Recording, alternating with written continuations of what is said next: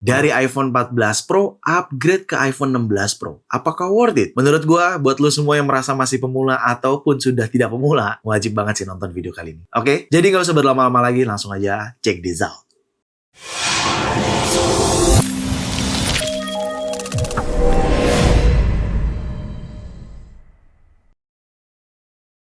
Ya, di video kali ini mungkin terkesan kayak aneh banget dibahas, tapi gua harap video ini bisa membantu teman-teman yang mungkin sebelumnya menggunakan iPhone 14 Pro, terus sedikit ragu, masih bingung apakah worth it untuk upgrade ke iPhone 16 Pro atau iPhone 16 aja. Nah, di video kali ini akan gua kasih pencerahannya. Kita tahu iPhone 14 Pro ini dirilis kalau nggak salah tuh sekitar 3 tahun lalu ya, 2022 ya, seinget gua. Karena kan 2023-nya itu 15 Pro dan 2024 saat ini 16 Pro. Ya, meskipun tahun ini 2025, tapi ya Apple belum merilis iPhone lagi karena rilisnya kan setiap bulan September gitu. Mungkin di sini banyak pengguna iPhone 14 Pro yang lagi bingung mau upgrade ke iPhone 16 Pro nih worth it nggak sih? Ya, gue jelasin dulu nih terkait spesifikasinya di antara kedua iPhone ini. Meskipun sama-sama varian Pro model, tapi perbedaan warna dan material ini dilakukan sama Apple cukup besar-besaran. Jadi, iPhone 14 Pro ini memiliki varian warna Deep Purple, Gold, Silver, dan Space Black. Sedangkan 16 Pro itu sudah desain terbarunya di mana memiliki varian warna Desert Titanium, Natural Titanium, dan White Titanium, serta Black Titanium. Sebenarnya nggak terlalu jauh beda ya varian warnanya. Hanya saja perbedaan satu varian warna Desert Titanium dengan warna Deep Purple. Ya, gue juga 2 tahun lalu sempat pakai iPhone 14 Pro juga sih. Cuman memang berbeda secara material body yang digunakan. Karena 14 Pro itu masih menggunakan stainless. Berbeda banget nih sama 16 Pro. Sejak iPhone 15 Pro sudah menggunakan bahan titanium. Itu kenapa namanya Desert Titanium, White Titanium, Natural Titanium, dan Black Titanium. Tidak ada warna yang tidak ada bahannya gitu ya. Karena kalau 14 Pro kan cuma warna only aja. Mungkin karena desainnya masih menggunakan stainless. Itu kenapa yang membuat gue mengasumsikan perbedaan antara 14 Pro dengan 16 Pro tuh cukup jauh juga ya. Terlihat dari material body yang digunakan atau bahan yang digunakan di iPhone tersebut. Di keduanya cukup signifikan banget. Ya of course, gue lebih memilih 16 Pro karena secara bahan sudah menggunakan titanium. Kalau stainless tuh suka nyeplak cuy. Di bodinya tuh jari-jari kita tuh suka ada ceplakan gitu. Lalu selanjutnya ukuran juga berubah ya, karena memang di 16 Pro model ini itu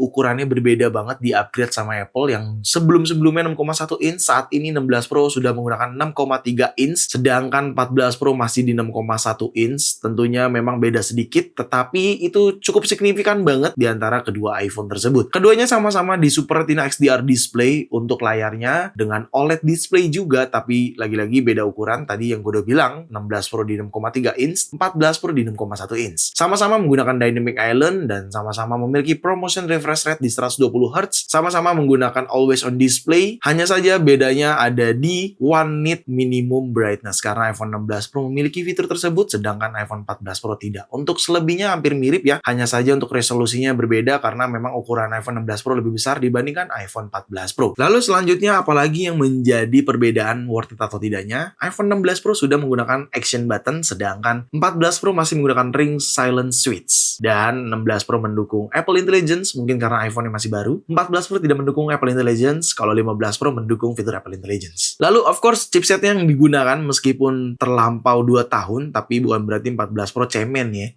Enggak, chipsetnya masih oke kalau menurut gua. Karena iPhone 14 Pro menggunakan chipset A16 Bionic chip di 6 core CPU, 5 core GPU, dan 16 core Neural Engine. Sedangkan iPhone 16 Pro sudah menggunakan A18 Pro chip di 6 core CPU, 6 core GPU, dan 16 core Neural Engine. Terkesan tidak terlalu jauh beda, tapi again, karena generasinya ini berjarak sekitar 2 tahunan, jadi gue rasa sangat signifikan banget chipset A18 Pro chip dibandingkan A16 Bionic chip. Tentunya iPhone 16 Pro sudah memiliki kamera kontrol dibandingkan 14 Pro yang tidak ada fitur tersebut, dan iPhone 16 Pro juga sudah USB-C yang support USB 3 for up to 20 kali lebih cepat transfer data dibandingkan iPhone 16 Pro yang masih menggunakan Lightning yang support USB 2. Ya, bener banget karena USB-C itu start di iPhone 15 generation atau jajaran iPhone 15. Jadi kalau iPhone 14 Pro masih menggunakan Lightning. Sama-sama sudah support 5G, Face ID juga, MagSafe-nya juga, tapi ya sedikit berbeda di MagSafe pengisian chargernya, di mana 16 Pro untuk pengisian MagSafe wireless chargernya itu up to 25 watt dengan 30 watt adapter lebih tinggi dibandingkan 14 Pro yang masih di 15 watt dan menggunakan 20 watt adapter atau lebih besar. Jadi tentunya tetap ada perbedaan yang signifikan sekali ya antara 14 Pro dan 16 Pro. Memang secara spesifikasi loncatnya jadi terkesan lebih jauh dibandingkan kalau 14 Pro ke 15 Pro gitu. Ya sebenarnya sih kalau iPhone 14 Pro versus 15 Pro udah gue bahas di video lama gue yang ini nih.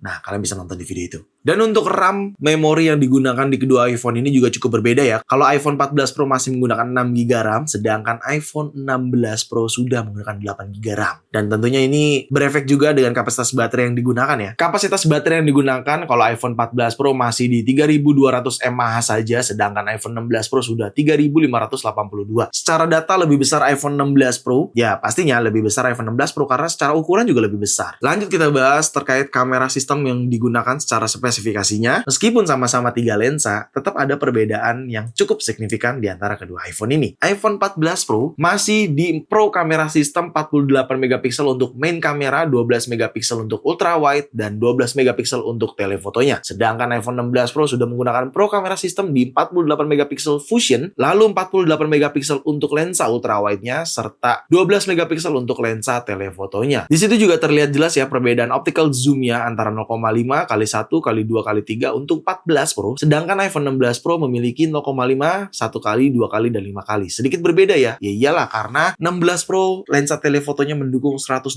mm, sedangkan 14 Pro belum mendukung itu. Selebihnya hampir sama ya, yang membedakan Smart SDR-nya. Makro fotografinya juga berbeda karena 16 Pro sudah 48 megapiksel dan 16 Pro juga memiliki spesial foto. Sisanya hampir sama, tidak terlalu jauh beda. Cuma ya karena mungkin 16 Pro kan lebih baru ya, pastinya signifikan banget sistem yang digunakan serta hardware yang dipilih sama Apple di iPhone 16 Pro. Dan untuk hasil fotonya kira-kira di sini. Kalian bisa lihat sendiri. Antara iPhone 14 Pro dan 16 Pro. Gimana? Ya cukup jauh lah perbedaannya. iPhone 16 Pro masih baru banget teknologi sekarang ya kan? Dan sekarang kita bahas ke perekaman videonya yang ini yang cukup banget overkill untuk 14 Pro dari 16 Pro karena perbedaannya cukup signifikan sekali. Perekaman video untuk iPhone 16 Pro ini karena terbaru ya, sudah menggunakan 4K Dolby Vision, di mana FPS-nya itu bisa sampai 120 FPS Fusion, sedangkan 14 Pro cuma sampai 60 FPS saja. Sama-sama memiliki cinematic mode juga, adanya action mode, tapi 14 Pro tidak memiliki special video, tidak memiliki lock video recording, serta academic color encoding sistemnya, tidak memiliki fitur tersebut. Dan 16 Pro juga memiliki Studio Quality 4 Mic Array with Noise Reduction serta Audio Mix, di mana iPhone 14 Pro tidak memiliki fitur tersebut. Jadi gua rasa ini overkill banget untuk perekaman video. 16 Pro jauh lebih baik dibandingkan iPhone 14 Pro. Ya, untuk kira-kira hasil videonya mungkin di sini kalian bisa lihat perbedaan antara iPhone 14 Pro dan 16 Pro meskipun berbeda objeknya, tapi yaitu hasil dari iPhone 14 Pro dan iPhone 16 Pro. Dan untuk kamera depannya ini masih sama ya, cuman bedanya di Smart SDR-nya saja. Selebihnya hampir mirip, tidak ada yang membedakan signifikan. Ya mungkin karena Apple nggak terlalu pikirin kamera depan kali ya, masih bagus kali ya di 12 megapiksel ya. Meskipun kamera depan iPhone 16 Pro mendukung external recording untuk ProRes videonya, tapi ya secara spesifikasi sih tidak terlalu jauh beda ya. Cuman again yang bikin overkill di antara semua itu adalah photographic style-nya. Bener banget, dari kamera depan, kamera belakang, 16 Pro memiliki fitur latest generation photographic style yang kalian bisa lakukan foto menggunakan profile color kalian, dan kalian bisa adjust, kalian customize lagi foto tersebut agar jadi lebih baik lagi. Sedangkan iPhone 14 Pro tidak memiliki fitur tersebut. Dan menurut gue itu cukup overkill banget, dan sampai saat ini gue juga suka hasil-hasil photographic style. Lu bisa lihat sendiri di situ untuk iPhone 16 Pro cukup bagus banget. iPhone 14 Pro tidak bisa melakukan hal itu. Jadi gue rasa sangat signifikan banget perbedaan antara iPhone 14 Pro dengan 16 Pro. Loncatnya cukup jauh banget. Jadi jawabannya sudah terjawab harusnya. Worth it banget kalau lu pengguna iPhone 14 Pro, iPhone 14 atau iPhone 14 Plus, bahkan 14 Pro Max, lu mau upgrade ke iPhone 16 Pro atau 16 Pro Max, ini waktu yang tepat banget karena beda banget perbedaan spesifikasi yang dihadirkan sama Apple di iPhone 16 Pro dan cukup jauh loncatnya. Kalian juga memiliki jarak yang lumayan banget ya kalau kalian memang belinya sejak September 2022 saat iPhone 14 Pro dirilis, dan saat ini kalian beli iPhone 16 Pro tuh udah jauh banget, ada tahun 2023, 2024, dan sekarang sudah 2025. Jadi ini waktu yang tepat banget dan waktu yang cocok banget, dan gue rasa ini worth it banget untuk di-upgrade. Jadi ya, dari iPhone 14 Pro upgrade ke iPhone 16 Pro, apakah worth it? Sangat worth it. Jadi sudah terjawab semuanya, dan udah gue jelasin juga spesifikasi terkait perbedaan antara iPhone 14 Pro dengan 16 Pro. Jadi gue rasa cukup ya video kali ini. Semoga sangat bermanfaat buat teman-teman semua. Jangan lupa untuk like video ini, share video ini ke sosial media kalian, ke grup WhatsApp, ke grup TikTok, grup apapun. Kalian share aja sebanyak-banyaknya dan pastikan kalian mendukung channel ini dengan cara mensubscribe channel ini. So, see you next video. Bye-bye.